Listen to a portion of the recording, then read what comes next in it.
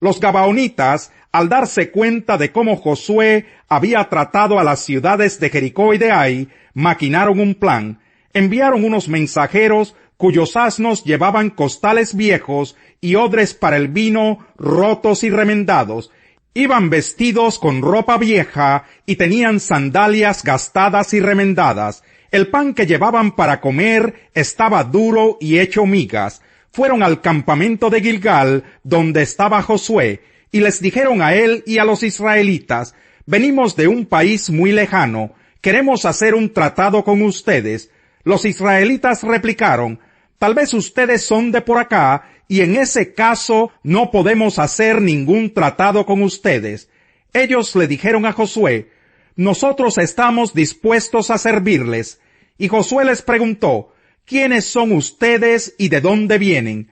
Ellos respondieron: nosotros somos sus siervos y hemos venido de un país muy distante, hasta donde ha llegado la fama del Señor su Dios. Nos hemos enterado de todo lo que él hizo en Egipto y de lo que les hizo a los dos reyes amorreos al este del Jordán, Sihón, rey de Hesbón, y Og, rey de Basán, el que residía en Astarot.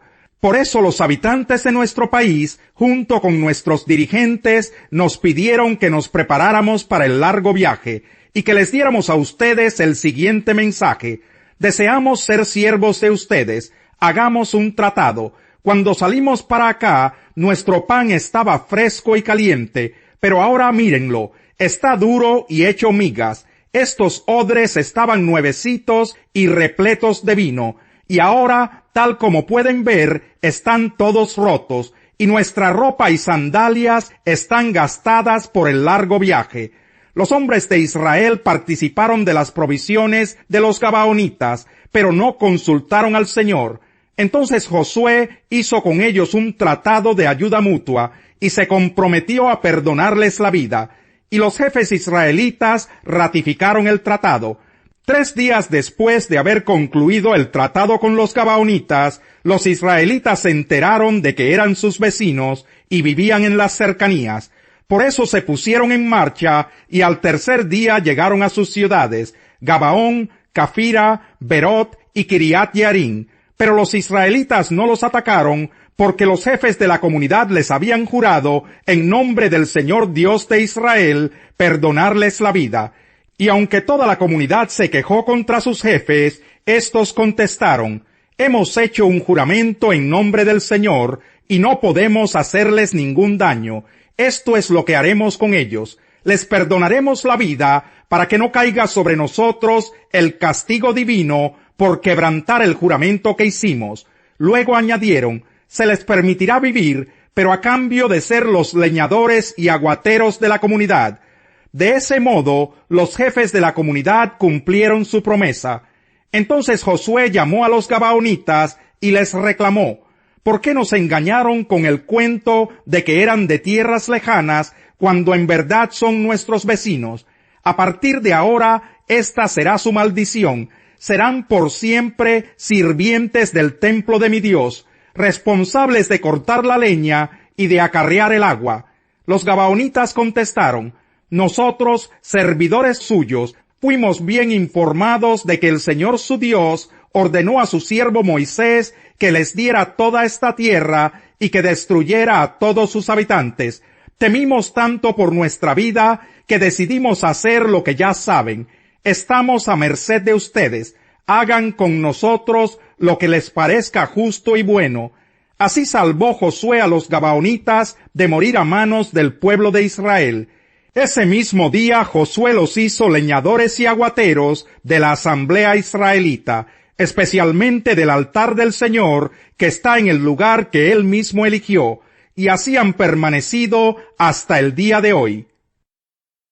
Capítulo 10. Adonisedec, rey de Jerusalén, se enteró de que Josué había tomado la ciudad de Ai y la había destruido completamente, pues Josué hizo con Ai y su rey lo mismo que había hecho con Jericó y su rey.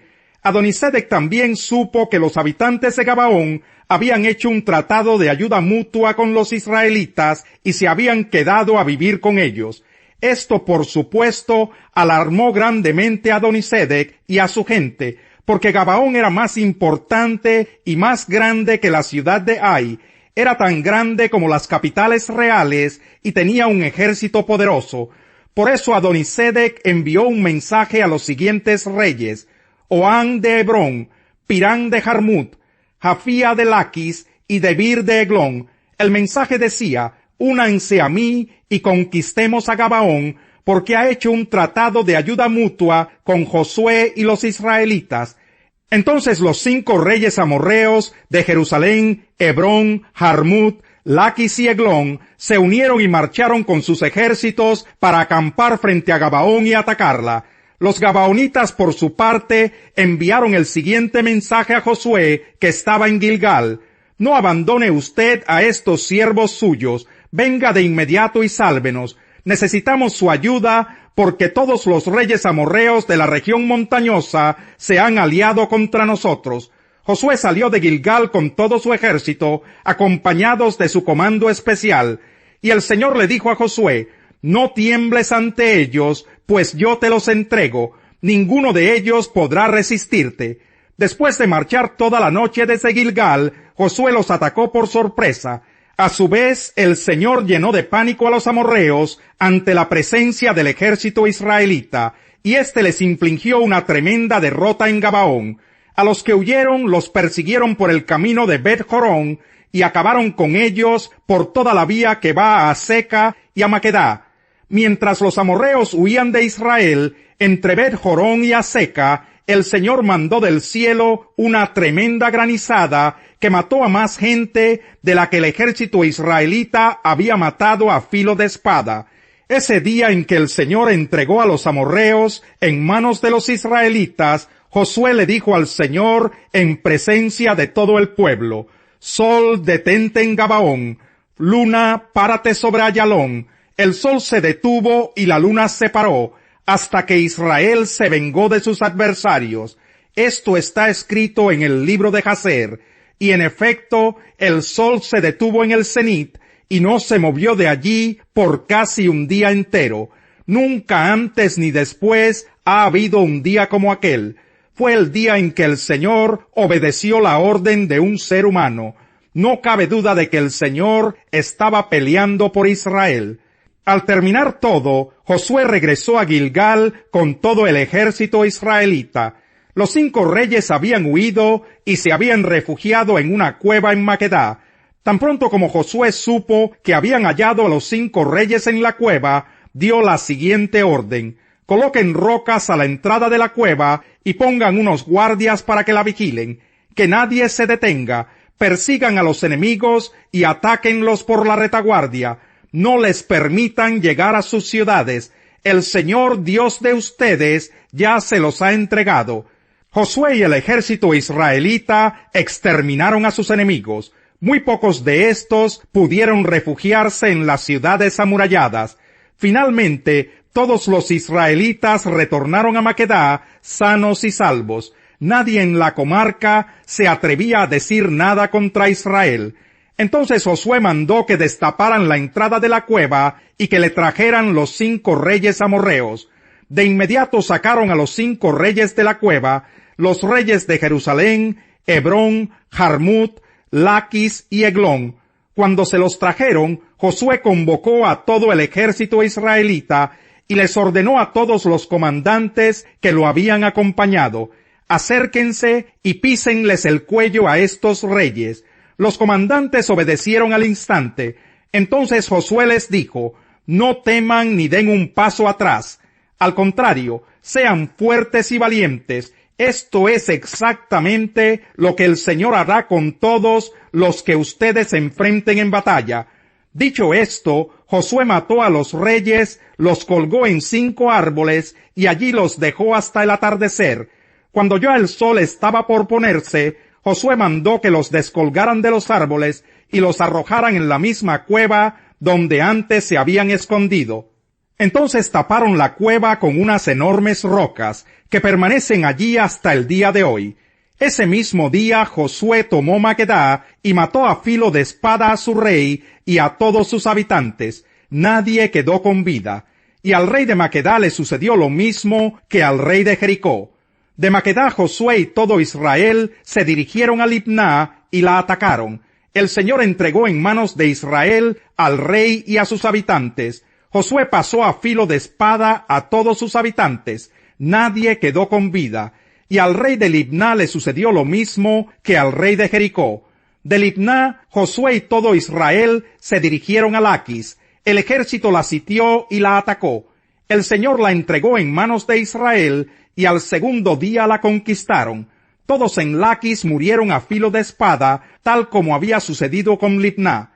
Además, Orán, rey de Geser, que había salido a defender a Laquis, fue totalmente derrotado junto con su ejército. Nadie sobrevivió a la espada de Josué. De Laquis, Josué y todo Israel se dirigieron a Eglón, sitiaron la ciudad y la atacaron. En un solo día la conquistaron y destruyeron a todos a filo de espada, tal como lo habían hecho con Laquis. De Eglón, Josué y todo Israel se dirigieron a Hebrón y la atacaron. El ejército israelita tomó la ciudad y la pasó a filo de espada, de modo que nadie, ni el rey ni ninguno de los habitantes de la ciudad y de sus aldeas, escapó con vida. Y tal como sucedió en Eglón, Hebrón fue destruida completamente. De Hebrón, Josué y todo Israel se dirigieron a Debir y la atacaron. Se apoderaron de la ciudad, de su rey y de todas sus aldeas, y mataron a filo de espada a todos sus habitantes. Nadie quedó con vida, todo fue arrasado. A Debir le sucedió lo mismo que les había sucedido a Libná, a Hebrón y a sus respectivos reyes. Así Josué conquistó toda aquella región, la cordillera, el Negev, los llanos y las laderas. Derrotó a todos sus reyes sin dejar ningún sobreviviente. Todo cuanto tenía aliento de vida fue destruido completamente. Esto lo hizo según el mandato del Señor, Dios de Israel. Josué conquistó a todos, desde Cades Barnea hasta Gaza, y desde la región de Gosén hasta Gabaón. A todos esos reyes y sus territorios, Josué los conquistó en una sola expedición, porque el Señor Dios de Israel combatía por su pueblo. Después Josué regresó al campamento de Gilgal junto con todo el ejército israelita. Había un hombre rico que se vestía lujosamente y daba espléndidos banquetes todos los días. A la puerta de su casa se tendía un mendigo llamado Lázaro, que estaba cubierto de llagas, y que hubiera querido llenarse el estómago con lo que caía de la mesa del rico. Hasta los perros se acercaban y le lamían las llagas. Resulta que murió el mendigo y los ángeles se lo llevaron para que estuviera al lado de Abraham. También murió el rico y lo sepultaron. En el infierno, en medio de sus tormentos, el rico levantó los ojos y vio de lejos a Abraham y a Lázaro junto a él.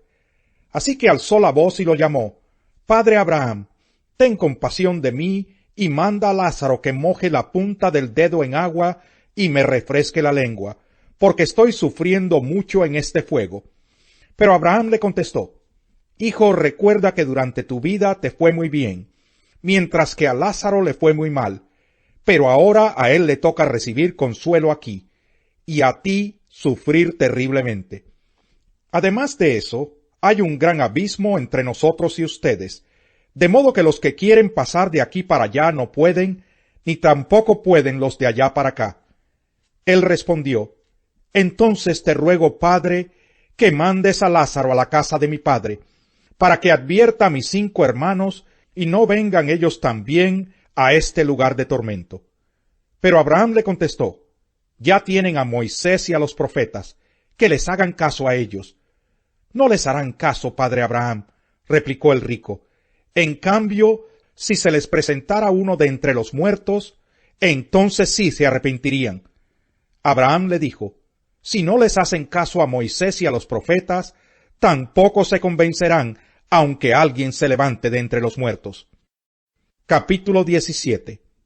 Luego dijo Jesús a sus discípulos: Los tropiezos son inevitables, pero ay de aquel que los ocasiona.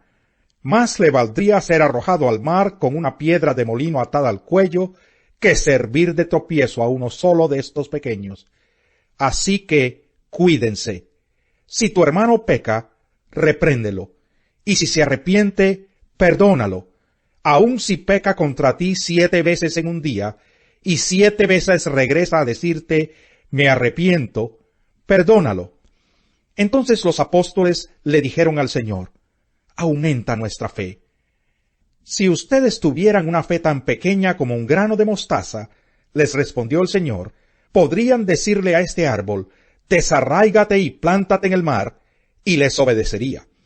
Supongamos que uno de ustedes tiene un siervo que ha estado arando el campo o cuidando las ovejas. Cuando el siervo regresa del campo, ¿acaso se le dice, ven enseguida a sentarte a la mesa? ¿No se le diría más bien, prepárame la comida y cámbiate de ropa para atenderme mientras yo ceno, después tú podrás cenar? ¿Acaso se le darían las gracias al siervo por haber hecho lo que se le mandó? Así también ustedes, cuando hayan hecho todo lo que se les ha mandado, deben decir, somos siervos inútiles, no hemos hecho más que cumplir con nuestro deber. Salmo 83. Oh Dios, no guardes silencio, no te quedes, oh Dios, callado e impasible. Mira cómo se alborotan tus enemigos, cómo te desafían los que te odian. Con astucia conspiran contra tu pueblo, conspiran contra aquellos a quienes tú estimas, y dicen, vengan, destruyamos su nación, que el nombre de Israel no vuelva a recordarse. Como un solo hombre se confabulan, han hecho un pacto contra ti.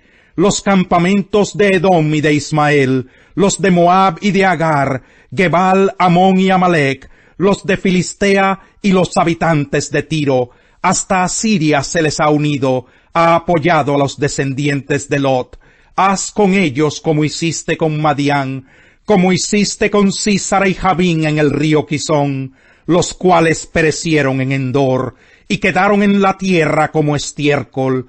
Haz con sus nobles, como hiciste con Oreb y con Seb. Haz con todos sus príncipes, como hiciste con Seba y con Salmuna, que decían, vamos a adueñarnos de los pastizales de Dios. Hazlos rodar como zarzas, Dios mío, como paja que se lleva el viento, y así como el fuego consume los bosques, y las llamas incendian las montañas, así persíguelos con tus tormentas, y aterrorízalos con tus tempestades. Señor, cúbreles el rostro de ignominia, para que busquen tu nombre, que sean siempre puestos en vergüenza, que perezcan humillados, que sepan que tú eres el Señor, que ese es tu nombre, que sepan que sólo tú eres el Altísimo sobre toda la tierra. El perezoso ambiciona y nada consigue, el diligente ve cumplidos sus deseos.